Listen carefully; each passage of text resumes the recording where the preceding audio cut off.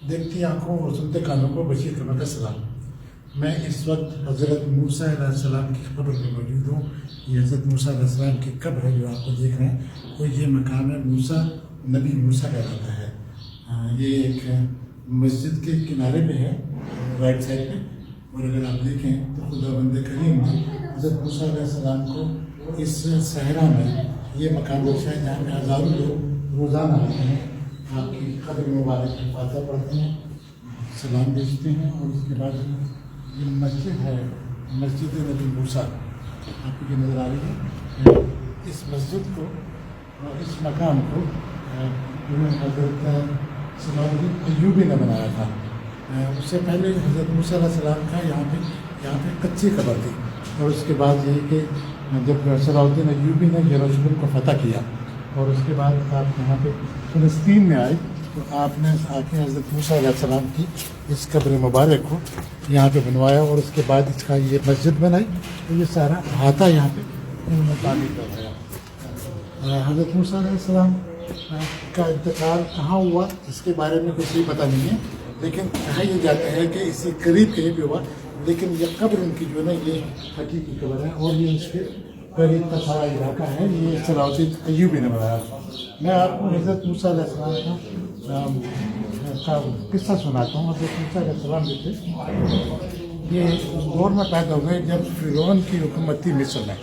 और फ़िरौन को उसके नजूमियों ने बताया था कि एक बच्चा बनी इसराइल का ऐसा पैदा होगा जो फ़िरौन की मौत का सबब बनेगा और फ़िरौन को मार देगा और हुक्मरान जो बन जाएगा। फिर क्या हुआ कि फ़िरौन ने उस पूरे इलाके में मिस्र में ये ऐलान कर दिया कि जो भी लड़का पैदा हो उसको मार दिया जाए। लड़कियां पैदा हों, क्योंकि उसको एक मैन पावर की ज़रूरत थी, तो उन लड़कियों को कुछ ना किया जाए, बल्कि जो लड़के पैदा हों उनको मार दिया जाए। तो फिर ये हुआ कि हज़रत मूसा अलैहिस्सलाम की वालिदा वो प्रेगनेंट थी। इनको अंदेशा हुआ कि जब वो बच्चे को जन्म देंगी और अगर लड़का पैदा हुआ तो ये मूसा को मार देंगे। तो फिर हज़रत मूसा अलैहिस्सलाम को अपने आखिरी दिनों में वो लेकर जंगल में चले गई। एक गार में हज़रत मूसा अलैहिस्सलाम को आपने जन्म दिया। जब हज़रत मूसा अलैहिस्सलाम को जन्म दिया तो वो गार में मूसा को छोड़ के शाम को घर आ जाया करती थी और उसके बाद दूध पिलाने के लिए शाम को जाया करती थी। खुदा का करना कुछ ऐसा हुआ कि जब मूसा कुछ दिनों के हो गए तो आपकी वालिदा को अल्लाह ताला ने ये हुक्म दिया कि इस बच्चे को तुम पानी में बहा दो, क्योंकि अगर ये बच्चा बाहर निकला तो इसको फ़िरौन के लोग मार देंगे। फिर हज़रत मूसा की वालिदा ने आपको एक संदूक बनवाया, उस संदूक में कपड़े में अच्छी तरह लपेटा और उसके बाद अल्लाह के हुक्म से उस बच्चे को पानी में बहा दिया। ख़वातीन हज़रात, वो बच्चा बहता बहता पानी में फिर वो चला गया फ़िरौन के महल के करीब। हज़रत आसिया जो फ़िरौन की बेगम थी, उन्होंने उस बच्चे को देखा, तो उस संदूक को देखा, तो उन्होंने अपनी कनीज़ से कहा कि ये दरिया में जो बहता हुआ एक संदूक आया जो सहरा पे लगा है, तो इसको इस जो दरिया के किनारे साहिल पर जो लगा है, इस संदूक को उठा के लेके आओ। जब उस संदूक को वो उठा के लाए और वहाँ पे खोला तो उस संदूक में से एक इंतहाई खूबसूरत हसीन और जमील बच्चा बाहर उनको नजर आया। उन्होंने खोला तो वो हैरान रह गए कि ये बच्चा पानी में किसने बहा दिया। ख़वातीन हज़रात, फिर जब फ़िरौन शाम को घर पे आया तो मलका आसिया ने फ़िरौन से कहा कि ये बच्चा इंतहाई खूबसूरत है, बहुत हसीन और जमील है और मैं चाहती हूँ कि मैं इस बच्चे को गोद ले लूँ।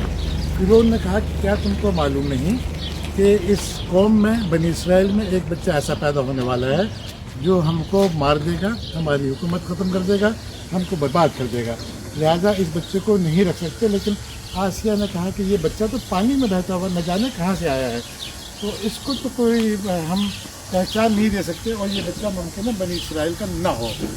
तो फिर वो राज़ी हो गए और उन्होंने कहा कि अच्छा ठीक है, बच्चे को रख लो।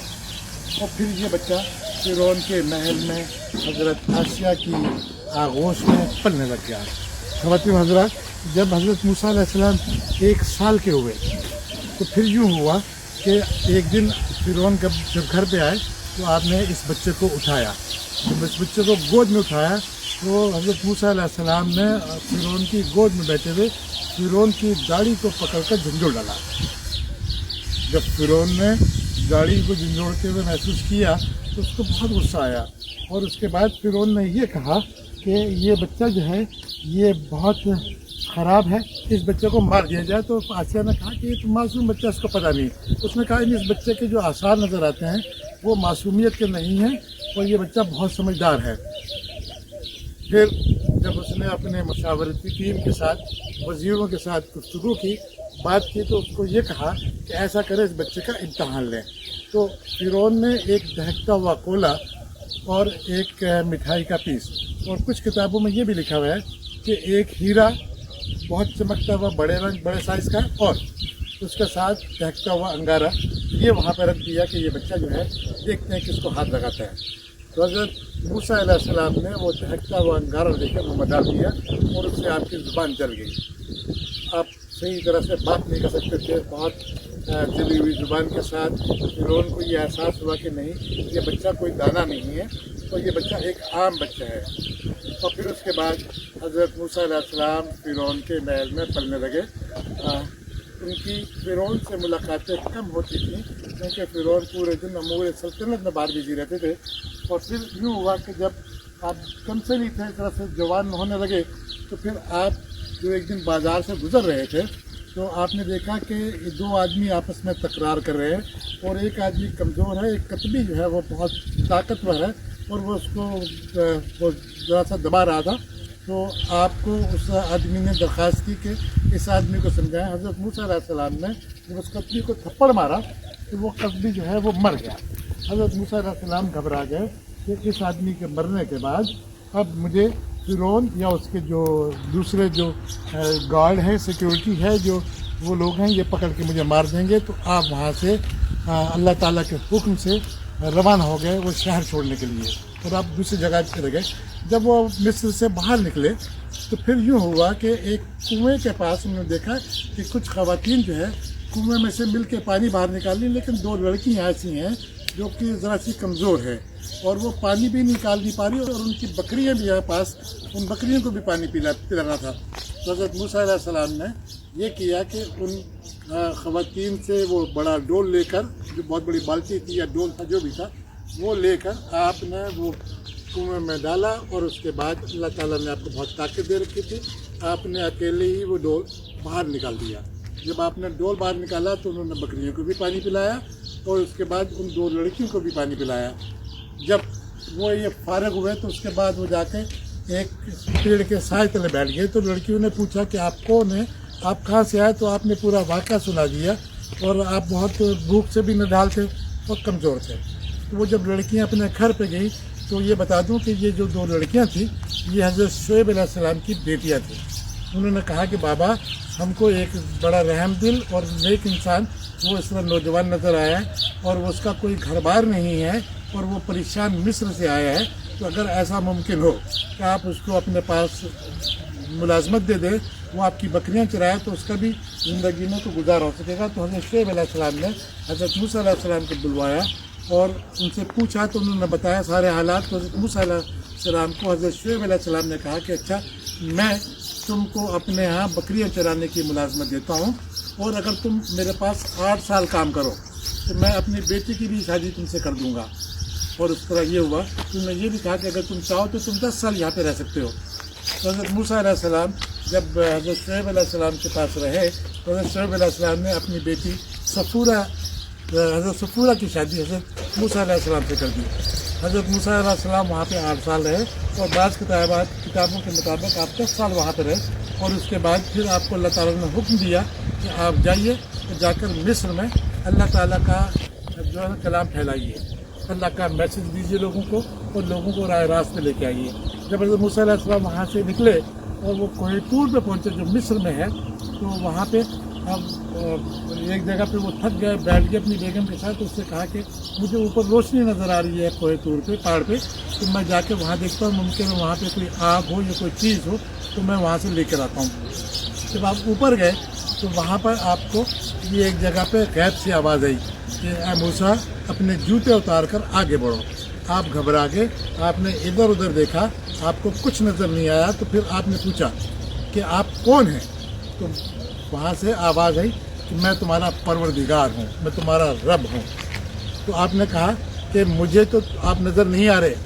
تو اللہ نے کہا تم مجھے دیکھنا چاہتے ہو؟ تو آپ نے کہا جی ہاں میں آپ کو دیکھنا چاہتا ہوں۔ آپ نے خواہش کا اظہار کیا۔ جب اللہ نے اپنی ایک تجلی دکھائی، حضرت موسیٰ علیہ السلام بے ہوش ہو کے وہیں سے گر پڑے۔ اور پھر اللہ تعالیٰ نے کہا کہ بھئی موسیٰ میں تم کو ایک معجزہ اور بھی عطا کرتا ہوں۔ تو موسیٰ علیہ السلام کو نے کہا کہ آپ ایسا کیجئے، اپنا عصا یہاں بچھا دیجئے۔ حضرت موسیٰ علیہ السلام نے اپنا عصا زمین پہ رکھا تو وہ اژدہا بن گیا، تو وہ سارا گھومنے لگا، یہاں سے وہاں گھومنے لگ گیا۔ حضرت موسیٰ علیہ السلام گھبرا گئے۔ تو اللہ نے کہا کہ تم گھبراؤ نہیں، اس اژدہے کو چھوؤ۔ جب آپ نے اژدہے کو چھوا تو پھر اس کے بعد یہ وہ اژدہا جو ہے وہ دوبارہ عصا بن گیا، آپ کی لاٹھی بن گئی۔ اور اس کے بعد اللہ تعالیٰ نے آپ کو وہیں پہ وہی نازل کی اور آپ کو اپنا نبی مقرر کر دیا۔ جب حضرت موسیٰ علیہ السلام وہاں سے چلے اپنی بیگم سفورہ کو لے کر، اور انہوں نے آ کر مصر میں لوگوں کو اللہ کا پیغام پہنچایا، اللہ کی عبادت کے لیے کہا اور کہا کہ یہی میرا ایک رب ہے جس کی عبادت کرنی چاہیے، تو لوگوں نے آپ کے لیے بہت ساری مشکلات کھڑی کر دی۔ فرعون کو جب پتہ چلا کہ ایک نوجوان اس شہر میں ایسا ہے جو میری پوجا سے، میری عبادت سے لوگوں کو روکتا ہے، جو لوگوں کو منع کرتا ہے کہ فرعون کا سجدہ مت کرو بلکہ ایک رب کو مانو، تو فرعون آپ کا دشمن ہو گیا۔ اور فرعون نے آپ کے خلاف اپنا ایک محاذ کھڑا کر دیا، اور آپ اس وقت تک کئی لوگوں کو مسلمان کر چکے تھے۔ اور ایک روایت یہ بھی ہے کہ اس وقت مصر کے 12 قبیلے تھے، ان 12 قبیلوں میں اسلام جو ہے وہ انہوں نے قبول کر لیا تھا اور وہ اسلام کے داعی تھے۔ تو پھر حضرت موسیٰ علیہ السلام کو یہ حکم ہوا کہ تم یہ شہر چھوڑ دو تو سیدھے نکل جاؤ۔ جب حضرت موسیٰ علیہ السلام شہر چھوڑ کر وہ دریائے احمر کے قریب پہنچے تو وہاں پر ان کو سامنے کچھ نظر نہیں آیا۔ تو وہاں پہ ایک روایت یہ بھی ہے کہ وہاں پر انہوں نے پوچھا کہ اللہ میں آپ کدھر جاؤں؟ تو انہوں نے کہا کہ تم اپنا عصا اس سمندر میں ڈال دو۔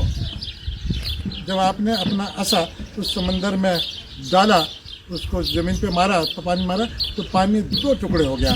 اور بعض روایات یہ ہے کہ چونکہ آپ کے ساتھ 12 قبیلے تھے، 12 قبیلوں کے لوگ تھے، تو وہ 12 حصوں میں تقسیم ہو گیا اور زمین نظر آنے لگی۔ تو آپ نے زمین دیکھی تو آپ اس سمندر میں کود پڑے، کیونکہ وہ تو راستہ بنا ہوا تھا۔ اور پھر جب فرعون کو معلوم ہوا، فرعون کی جو فوج آپ کے پیچھے آ رہی تھی، تو انہوں نے دیکھا کہ یہ تو سمندر کے اندر راستہ بنا ہوا ہے، راستہ بن گیا اور یہ راستے میں سے جا رہے ہیں۔ تو پھر یہ ہوا کہ وہ بڑے حیران ہوئے، لیکن اس وقت تک حضرت موسیٰ علیہ السلام اور ان کے سارے احباب جو تھے وہ سمندر کو عبور کر کے جا چکے تھے۔ تو موسیٰ کی فوجیں جو ہے وہ جو اس کی فرعون کی جو فوجیں تھیں وہ اور فرعون خود وہ سمندر میں چل پڑے آپ کے پیچھے۔ لیکن جب وہ آدھے سمندر میں پہنچے تو اللہ تعالیٰ کے حکم سے سمندر میں دوبارہ روانی آ گئی، وہ پانی آپس میں مل گیا، وہ جو خالی جگہ تھی ساری پر ہو گئی، اور فرعون اور اس کی فوج ساری کی ساری اس سمندر میں غرق ہو گئی۔